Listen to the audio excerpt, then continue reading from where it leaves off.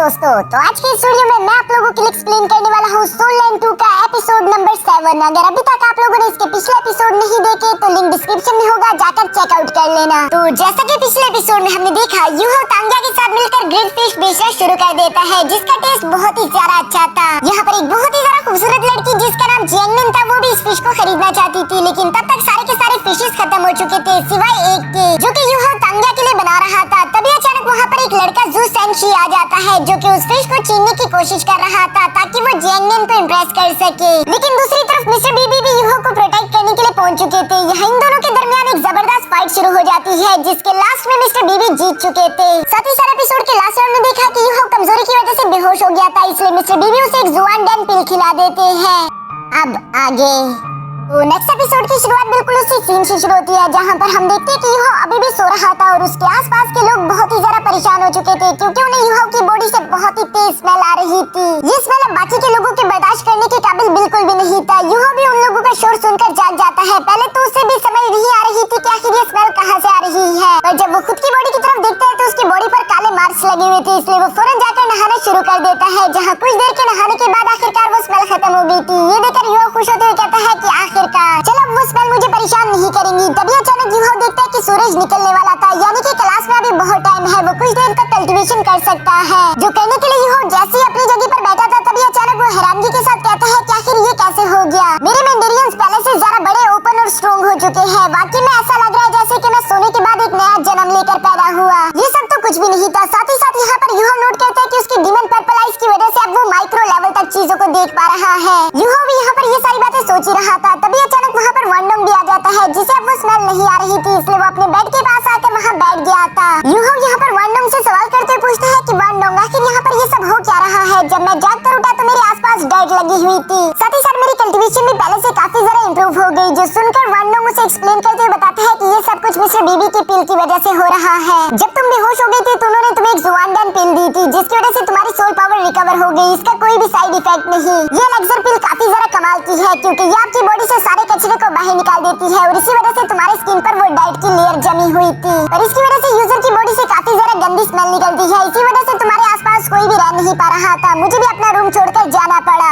ये सारी बातें बताने के बाद वांडोंग कहता है कि अब तुम्हारी वजह से मुझे जो तकलीफ हुई, इसकी वजह से आज के ब्रेकफास्ट में तुम्हें 2 पोर्शंस मुझे फ्री में खिलाने होंगे। जिस पर यूहो फौरन उसकी तरफ भागते हुए कहता है कि 2 नहीं, मैं तुम्हें 4 खिलाऊंगा ताकि तुम मोटे पिग जैसे बन जाओ। जिस पर वांडोंग उसे फनी तरीके से डांटता है। इसके बाद हम देखते हैं कि यूहो वही जू सेंशी वाला पिल लेकर यहाँ वांडोंग को अपने साथ ब्रेकफास्ट खिलाने के लिए ले गया था। यहाँ कुछ देर के ब्रेकफास्ट के बाद ये दोनों साइकिल चलाते हुए लेक के किनारे पहुंच चुके थे, जहाँ शांति के साथ बैठने के बाद यूहो कहता है कि वैसे ये काफी ज्यादा हैरानगी वाली बात है। हम अपने सामने इनर शेक एकेडमी को देख तो सकते हैं, लेकिन वहाँ पर जा नहीं सकते। इवन कि मिस्टर बीबी और तांग्या भी वहाँ तक पहुँच नहीं पाए। वो लोग इतने ज्यादा पावरफुल भी है। साथ ही साथ वो सोचता है कि अगर वो दोनों इतने ज्यादा पावरफुल होने के बावजूद भी इनर शेक एकेडमी नहीं जा पाए, तो इनर शेक एकेडमी के डेसिबल कितने ही ज्यादा स्ट्रॉन्ग होंगे। यहाँ पर यूहो और वांडोंग अभी इसी तरह की बातें कर ही रही थी, तभी अचानक यूहो को कुछ दूर से दिखाई देता है, जिस पर वो हैरान हो गया था। वांडोंग उसे सवाल करते हुए पूछता है कि तुम हैरान क्यों हो रहे हो? जिस पर यूहो अपनी स्पिरिट आइज का इस्तेमाल करते हुए बताता है कि कोई बहुत ही तेजी से उस लेक को पार करता हुआ आ रहा है। इस बात ने तो वांडोंग को भी सरप्राइज कर दिया था। वो कहते हैं कि यकीनन ये डेसिबल काफी ज्यादा स्ट्रॉन्ग है, जो कि बिना अपनी मार्शल सोल को एक्टिवेट करे हुए पानी पर भाग सकता है। यहाँ ये दोनों अभी इसी तरह की बातें कर ही रहे थे, जबकि दूसरी तरफ हम उस डेसिबल जियाओटाओ को देखते हैं, जो कि अपना होश खो चुकी थी। वो तेजी से इन्हीं की तरफ आते हुए अपने फायर फिनिक्स की पावर से उन पर हमला कर देती है, जिसे देखकर यूहो और वांडोंग वहाँ से भागने की कोशिश कर रहे थे।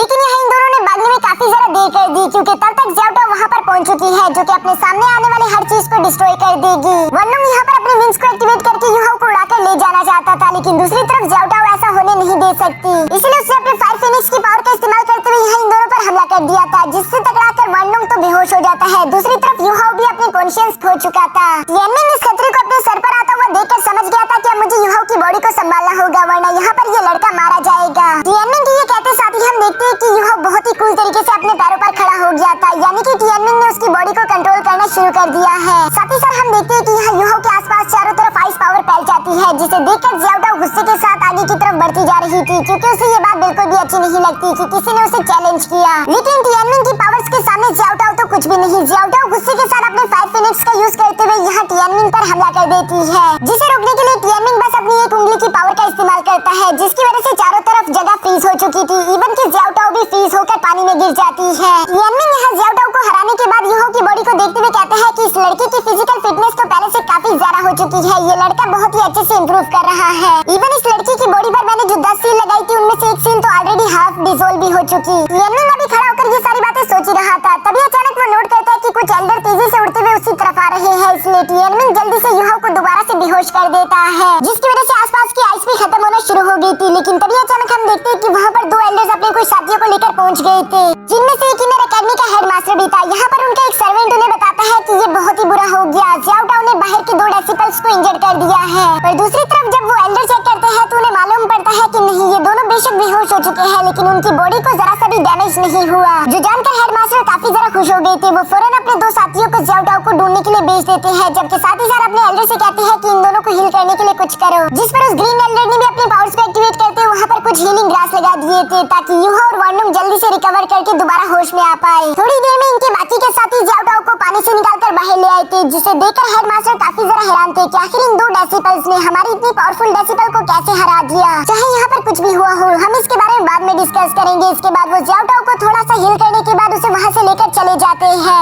जबकि जाने से पहले हेडमास्टर ने ग्रीन एल्डर को हुक्म दिया था कि इन दोनों लड़कों को हील करके तुम भी वापस आ जाना। दूसरी तरफ हम युहाओ के सोल सील में देखते हैं, जहाँ पर टियनमिंग उसे डांट रहा था कि अभी मुझे सोए हुए बस कुछ ही महीने हुए थे और तुमने मुझे वापस से जगा भी दिया। युहाओ यहाँ पर टियनमिंग से माफी मांगते हुए कहता है कि मैं तो तुम्हें नहीं जगाना चाहता था, जिस पर टियनमिंग उसे बीच में ही रोकते हुए कहता है कि अगर मैं ना जागता तो वैसे ही तुम्हारा तंदूरी चिकन बन जाना था। क्या तुम जानते भी हो कि उस लड़की के पास एक 20 फिनिक्स की मार्शल सोल थी, वो चाहती तो वो तुम्हें जलाकर भून सकती थी, मुझे मजबूरन ही बीच में आना पड़ा। हाँ, ये बात भी सच है कि उसकी 20 मार्शल सोल चाहे जितनी मर्जी पावरफुल हो, वो मेरे एक अटैक के सामने भी नहीं टिक सकती। मैं उसे एक उंगली से ही जान से मार सकता हूँ। ये सारी बातें कहने के बाद टियनमिंग यहाँ युहाओ से कहता है कि चलो भूल जाओ। वैसे ये मैं देखकर काफी ज्यादा खुश हो गया कि तुम्हारी फिजिकल फिटनेस पहले से काफी ज्यादा इंप्रूव हो चुकी है। तुमने मेरे लगाए हुए 10 सील्स में से एक सील को तो आधा तोड़ भी दिया, ये वाकई में कमाल की बात है। मुझे लगता है कि अगले 1 साल में तुम बाकी के हाफ को भी तोड़ दोगे। ऐसा करने की वजह से अब तुम पहले से भी ज्यादा मेरी सोल पावर्स का इस्तेमाल कर पाओगे। जो सुनकर युहाओ काफी ज्यादा खुश हो गया था, जबकि दूसरी तरफ टियनमिंग कहता है कि चलो अब मैं थक चुका हूँ, इसलिए मैं सोने जा रहा, दोबारा मुझे परेशान मत करना। ये कहने के बाद टियनमिंग वहाँ से सोने के लिए रवाना हो जाता है, जबकि युहाओ से कह रहा था कि रुक जाओ टियनमिंग, मुझे तुमसे कुछ बात करनी है।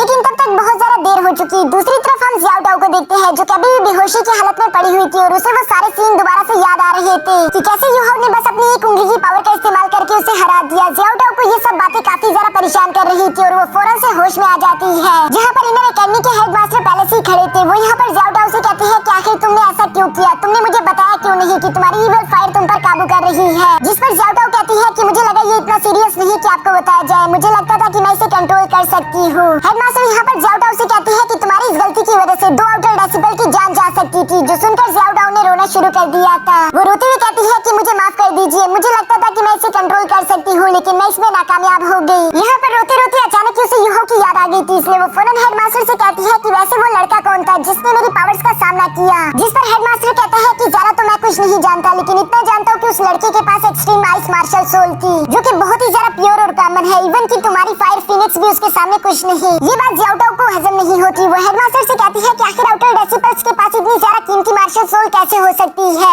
मुझे लगता है कि वो किसी बिग फैमिली का एक स्पाई होगा जो कि धोखे से यहाँ पर घुस चुका है। हेडमास्टर भी ये सुनकर कहती है कि ऑलरेडी मैंने इन्वेस्टिगेशन शुरू करवा दी थी और मुझे उससे मालूम हुआ कि वो दोनों लड़के ही किसी बड़ी फैमिली से बिलोंग नहीं करते। उनमें से एक लड़का युहाओ जो कि यतीम है, उसमें कोई भी खास बात नहीं, बस वो एक टांग सेट का नॉर्मल सा मेंबर है। जबकि दूसरी तरफ वो दूसरा लड़का वांडोंग एक अमीर फैमिली से बिलोंग करता है, लेकिन उसमें भी सोल्जर बनने वाली कोई बात नहीं। मैं खुद भी ये बातें सुनने के बाद काफी ज्यादा हैरान हो गया, क्योंकि मैं भी इस बात को समझ नहीं पा रहा कि आखिर वहाँ पर हुआ क्या था। इसके बाद सीन शिफ्ट होकर यहाँ दोबारा से आउटर एकेडमी आ जाता है, जहाँ पर हम देखते हैं ग्रीन एल्डर को, जो कि उन दोनों से माफी मांगते हुए कहता है कि तुम लोगों के साथ जो भी हादसा हो गया, प्लीज क्या तुम उसे भूल सकते हो, उसके बारे में कभी भी किसी को मत बताना। ये कहने के बाद ग्रीन एल्डर वहाँ से इनर शेक एकेडमी की तरफ रवाना हो जाते हैं, जबकि जाने से पहले हमें मालूम होता है कि उन्होंने यहाँ पर युहाओ और वांडोंग को सोल रिजर्वेशन पिल दे दिए थे, जिसे लेकर वांडोंग तो काफी ज्यादा खुश था, क्योंकि ये सोल रिजर्वेशन पिल काफी ज्यादा कीमती और काम की है। दूसरी तरफ युहाओ को तो इसके बारे में कुछ भी मालूम नहीं था। वो वांडोंग से सवाल करते हुए पूछता है कि आखिर ये सोल रिजनरेशन पिल क्या काम कर सकती है, जिस पर वांडोंग उसे बताता है कि ये तुम्हारी जुआन डैन पिल की तरह ही बिल्कुल सेम है,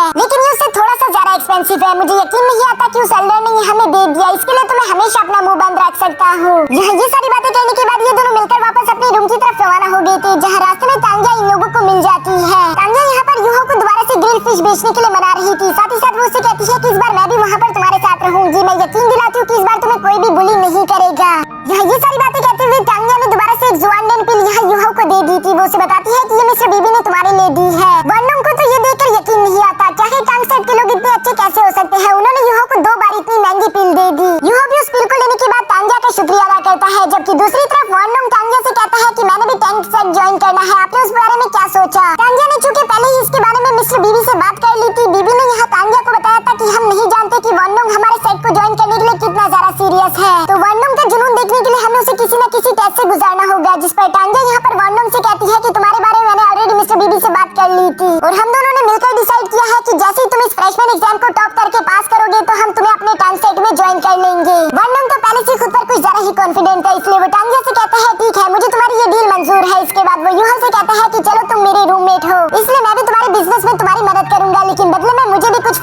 है, जिस पर यूहा उससे कहता है कि हाँ तुम मेरी जितनी मर्जी फिशेस खा सकते हो, लेकिन वार्नम उसे कॉइन देते हुए कहता है कि हम दोस्त है, ये बात अलग है और तुम्हारा बिजनेस अलग चीज है, इसलिए मैं कुछ भी फ्री में नहीं ले सकता। यहाँ पर इसी तरह की बातें करते हुए ये लोग फिश स्टॉल की तरफ रवाना हो जाते हैं, जहाँ पर्सी पर इन्हें देखने को मिलता है कि वहाँ पर पहले से ही कस्टमर्स की एक बहुत बड़ी लंबी लाइन लगी हुई थी, जबकि उन सब लोगों से आगे ज़ूस एंड शी खड़ा था। उसे देखकर टांगिया फौरन उसके पास जाकर कहती है कि क्या कल की मार तुम अभी तक भूले नहीं? अगर तुम चाहो तो एक बार फिर से मैं तुम्हारी पिटाई लगा सकती हूँ। जिस पर ज़ूस एंड शी कहता है कि मुझे माफ कर दो, मैं यहाँ पर लड़ने के लिए नहीं आया, मैं तो बस यहाँ पर ग्रिल फिश खरीदना चाहता हूँ। अगर तुम्हें भी फिश खरीदनी है तो तुम भी प्लीज लाइन में लग जाओ, क्योंकि इस लाइन में सबसे आगे मैं खड़ा हूँ। और इसी तरह की बातें करते हुए यहाँ पर यूहा को भी काफी ज्यादा क्यूट सी स्माइल देता है। यूहा को तो समझ नहीं आ रहा था कि आखिर इस लड़के को अचानक से क्या हो गया। इसके बाद हम देखते हैं कि ज़ूस एंड शी ने 2 ग्रिल फिश खरीद लिए थे और वो उसे लेकर यहाँ जियांगन के पास आ जाता है। जियांगन तो अभी भी ज़ूस एंड शी से नाराज लग रही थी। ज़ूस एंड शी उसे बताता है कि इसे हासिल करने के लिए मैंने किसी से भी फाइट नहीं की, मैंने इसे कई घंटों से लाइन में लगकर हासिल किया है। मैं तुम्हें यकीन दिलाता हूँ, कल मैं बेशक थोड़ा सा गुस्सा हो गया था, लेकिन मैं वैसा बिल्कुल भी नहीं हूँ। जियांगन यहाँ पर मुंह बनाते हुए ज़ूस एंड शी से कहती है कि मैंने तुम्हें पहले भी कहा था, मेरी लाइफ में इंटरफेयर करना बंद करो और दूसरी बात, मेरे लिए किसी से भी फाइट मत करना। ये कहने के बाद जियांगन वहाँ से चली जाती है,